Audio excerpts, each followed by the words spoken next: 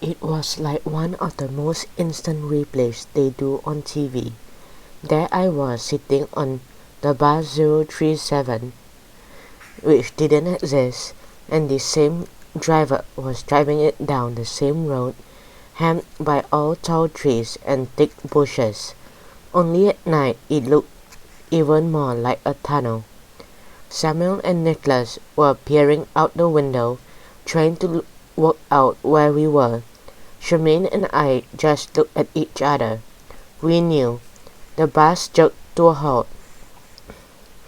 "This is the end," said the driver. "Are you sure?" Samuel demanded. "This is the end," the driver repeated. Nicholas stepped out and looked around. "It really is the end. A dead end." "Don't say that," I pleaded. The bus turned and drove away. The silence of the night descended. "Where's the cemetery?" Samuel asked us. Charmaine pointed to the gate. It had been scary in the daytime, but at night it was 100 times worse. Clouds shrouded the moon, where there was a stillness in the air, a stillness where no living creatures existed. We crossed to the gate. Someone was standing in the shadows beside it. "Hello, dearie. I see you brought your friends." It was Rosie from the handphone shop. "The more the merrier," I always say. The shadows made her look more like a witch than ever. Her nose seemed more pointed, and so did her chin. But it was her eyes that made me shiver. In the shop, they had burned with a strange light behind them.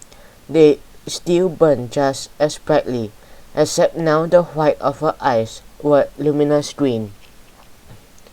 Nicholas stumbled on a tree root when he saw her face.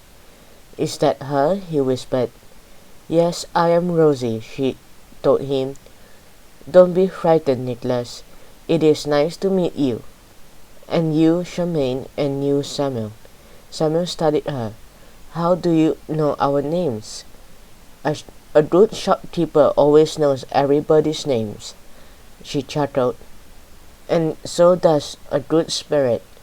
Are you one of the undead?" Nicholas asked. Rosie nodded. "We are neither dead or alive. There are some things we can still do, and other things we can't. That is why we need the help of a human." Samuel eyed her warily. "To do what?" "First," said Rosie, "I have a little surprise for you. Follow me," she waved us to join her. She led us through the gate and into the graveyard. She took a winding path through a headstone, and as she walked, I gasped and pointed. The others had seen it too. Rosie's feet didn't touch the ground when she walked. I felt my blood freezing in my veins.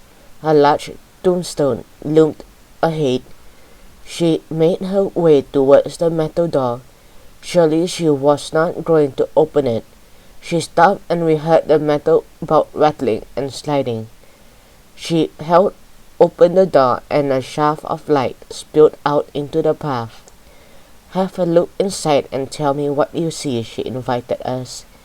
We looked at each other. Together we approached the door carefully and looked inside. The tomb smelled very musty. Cobwebs draped its bare stone shells. Dead leaves littered its floor, but it was not empty. Inside it were 4 people. They stood there watching us curiously, and we all screamed together, because when we looked inside the tomb, we saw ourselves.